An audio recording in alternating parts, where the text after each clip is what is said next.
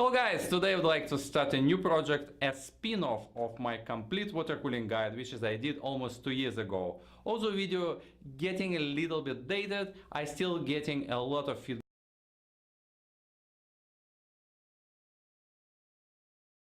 almost on a daily basis when people thank me for making those videos and also making a variety of suggestions. One of the things that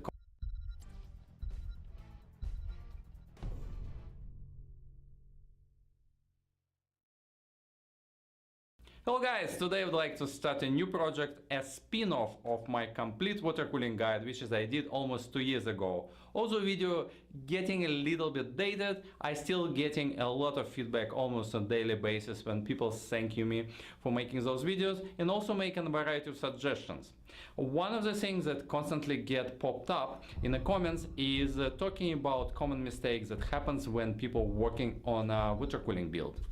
It doesn't matter if you're new to water cooling or you do it for a while, there's always a room to make something stupid or just to make a mistake. Doesn't matter how you call it.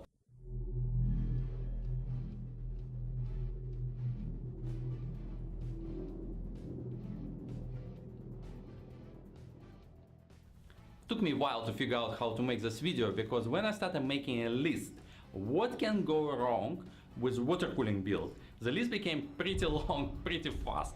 So I realized that making one video and address everything in one shot is a little bit hard.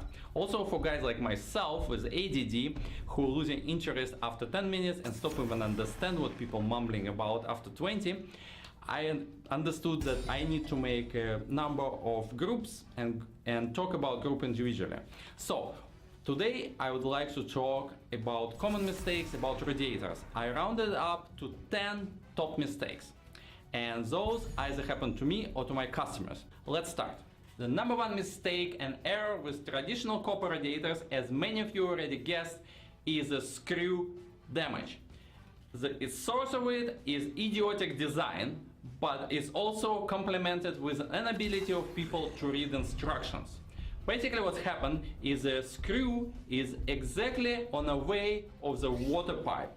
And when somebody using screws and it's longer than it should be and try to attach fan or attach radiator to your case, you go straight through the body of the radiator, punch a hole in it and it starts leaking.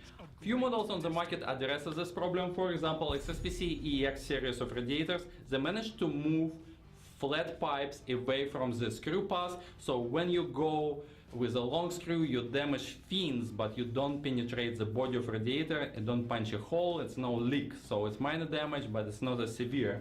Or coolants, they just put a piece of metal just under the screw on a radiator fins part, and when you use a long screw you just get stopped by a piece of metal which you cannot penetrate that easily. Of course with enough determination you can do anything, but it's not as easy as any other model that has no protection whatsoever. And finally, a new crop of radiators like this TFC Admiral that hitting stores in about a month in North America and already available in Europe. This totally different design. It's steel tubes, which is aluminum fins that is welded together somehow, and good luck to penetrate this one. If you use a wrong screw, it will be almost impossible to make a hole in a steel pipe. The number two mistake with traditional copper radiators is similar to number one, but it's less severe. The fins that connected flat tubes inside of radiator is rather soft, so if you handle radiator not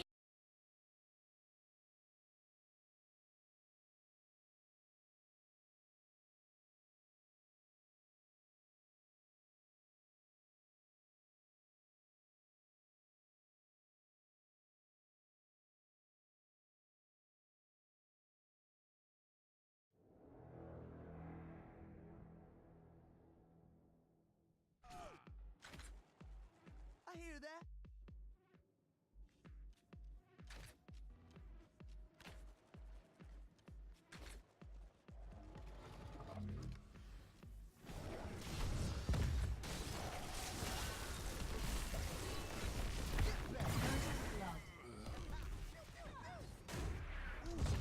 You lost the beat. Perfect turret. Thank you for your aid.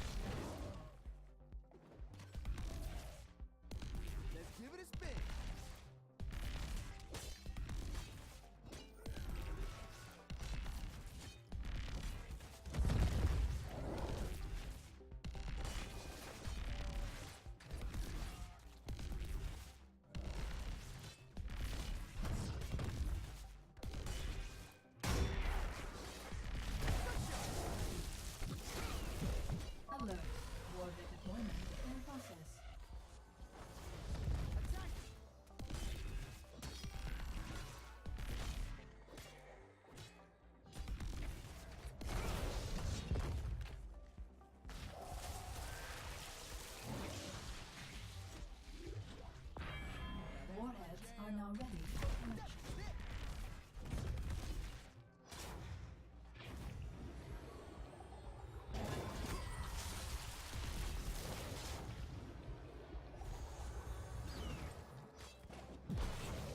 Enemy nuke launched.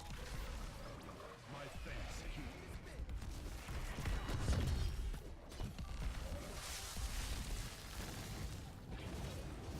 Vital signs negative.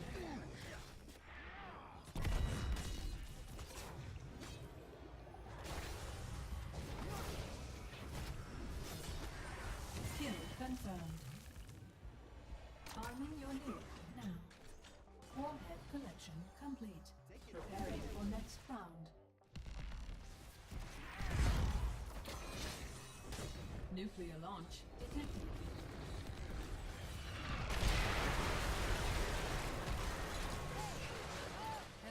Great heal. Over the airwaves.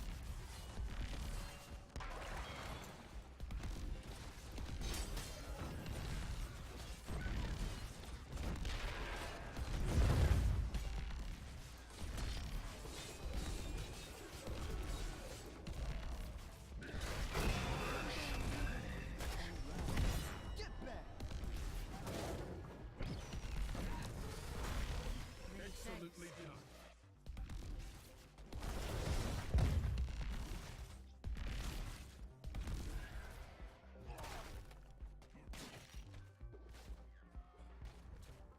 Locked on!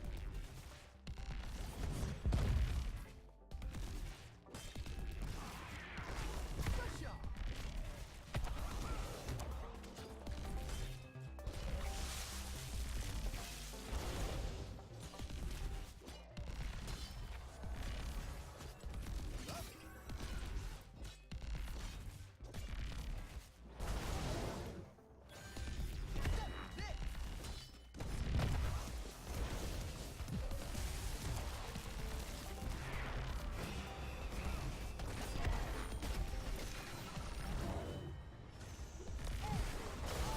Great heal. Listen up!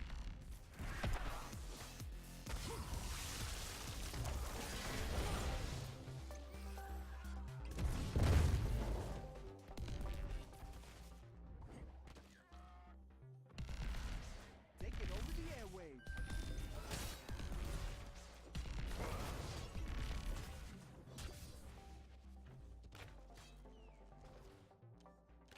Oh, some merch would hit the spot. Looking forward to this. I hear that.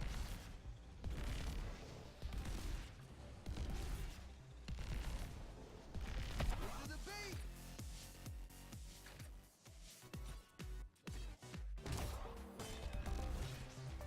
Warhead deployment beginning.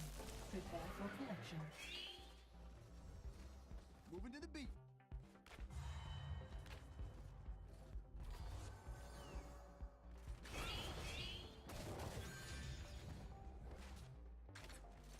Go time.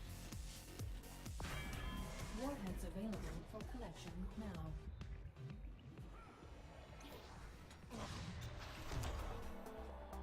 I hear that.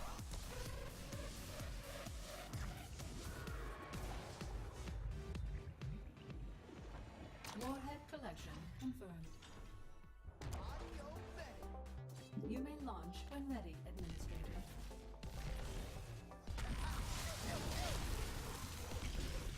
Great heal.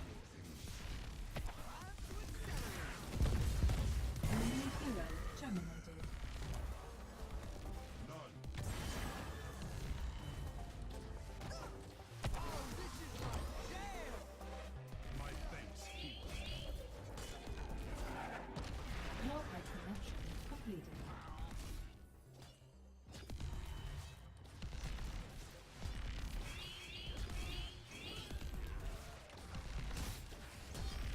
Enemy fort destroyed.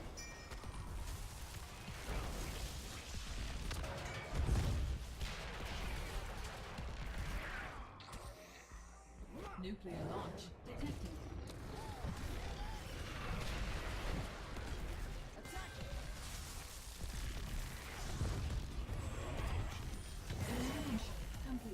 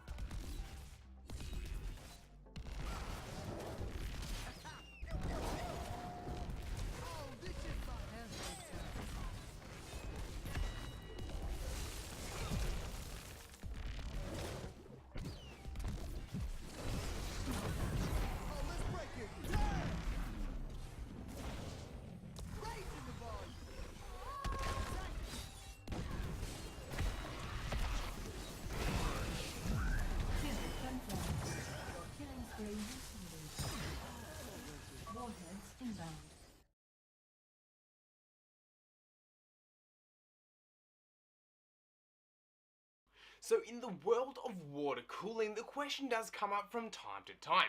Should I mount my dual 120mm or just single 120mm radiator in the top or the front of my PC case? So today we're going to exactly test that.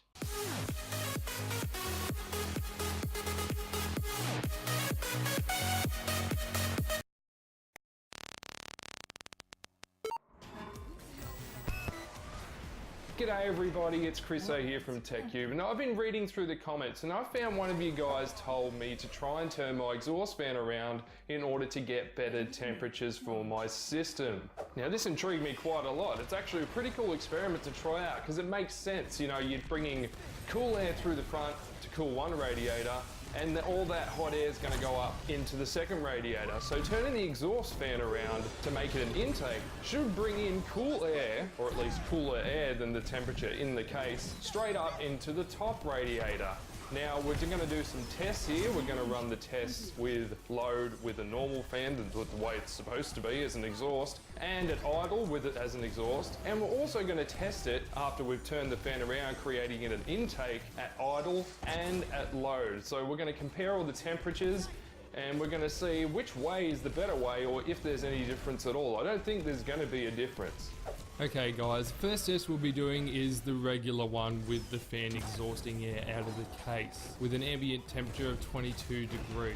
This test is at idle with the fan speed at 100%, and we're getting an average of about 29 to 30 degrees Celsius. And when we move over to full load with the fan speed at 100%, we reach about an average of about 70 to 72 degrees. This is quite good, especially considering the overclock I've got on the computer and the dodgy cooling system that I've created. Now that we've got our baseline, we're going to move over to swapping the fan, changing it from an exhausting fan to an intake fan. It'll be interesting to see what the results give, given our baseline is actually not too bad.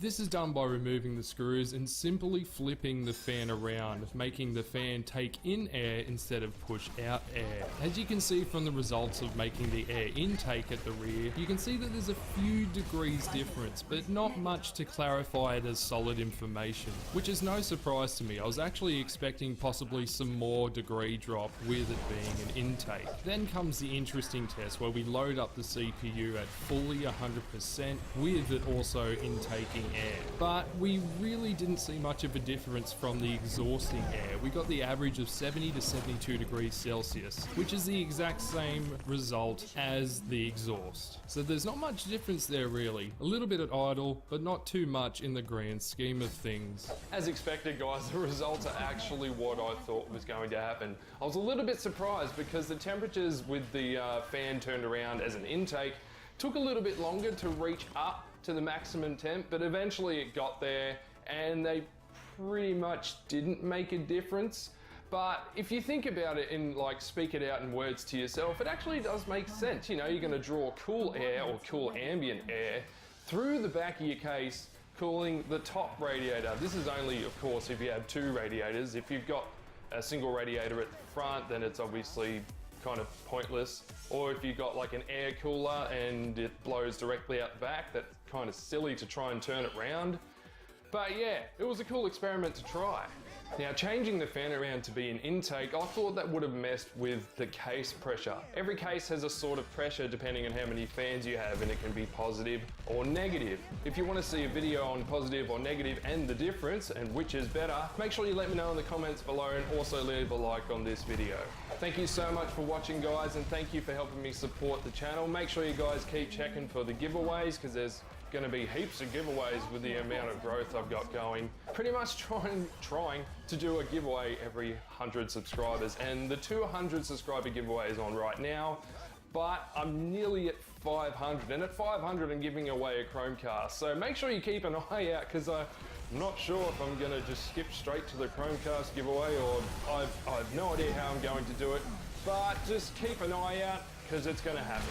Once again, thank you guys for watching, and make sure you stay tuned for some more awesome tech.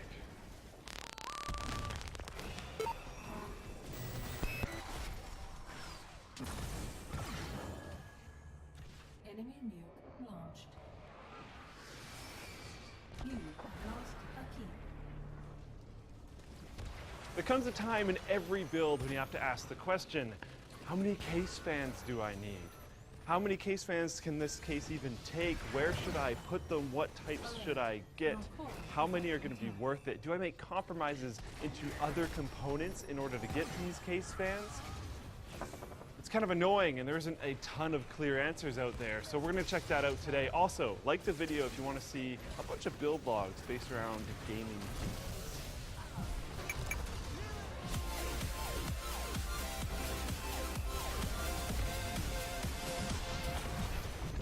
The Master Case 5 by Cooler Master gives you the freedom to truly make your mid-tower PC case your own with a variety of modular parts and accessories. Click now to learn more.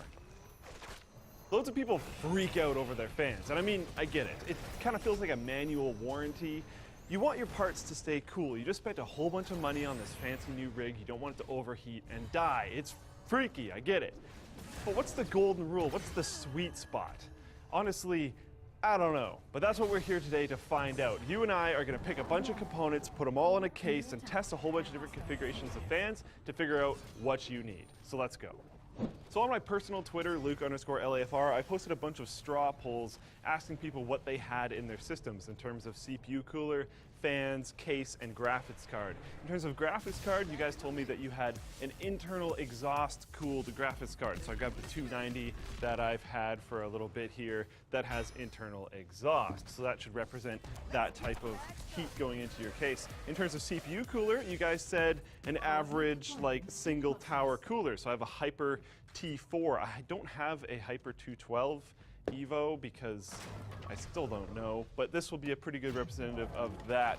Motherboard, CPU, and RAM all don't really matter that much, but I've got a Z170 series deluxe board here from ASUS, some random RAM from ADATA, and a 6700K that we'll use to kind of heat things up. In terms of fans, you guys said mid-range, so I grabbed some Antec Tri-Cools here, some just random ones.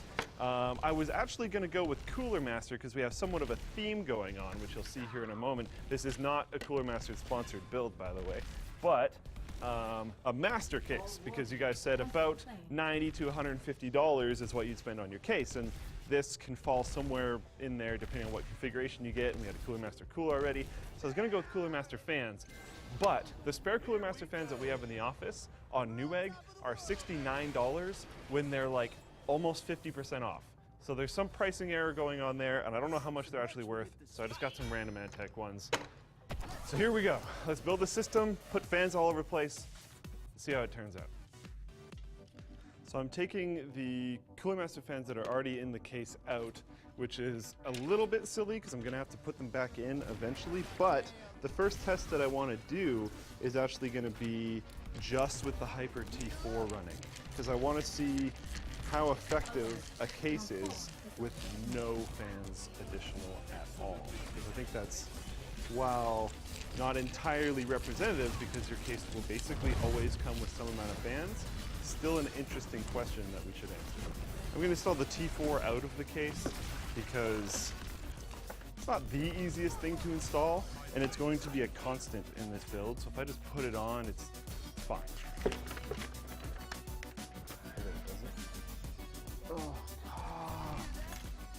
So the back plate for the T4 is just missing. So I don't have an option really there, but I grabbed the Nefton 280L and grabbed the back plate from that, and like the screws are actually compatible, so I don't know. I'm gonna go this direction. I don't know if it's gonna work, but I kind of really need to use this T4, so hopefully I can figure something out.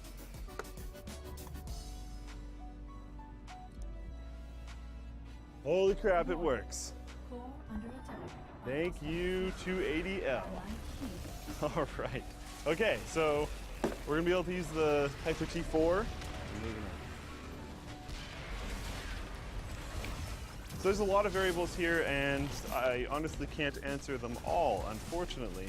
One of them being the power supply. You could have it so the power supply is pulling air from the inside of the case, or you could have it so it's in a basement, like in this situation, or you could have it so that it's pulling air from the outside and then spitting out the back in its own little ecosystem, which is also like this situation.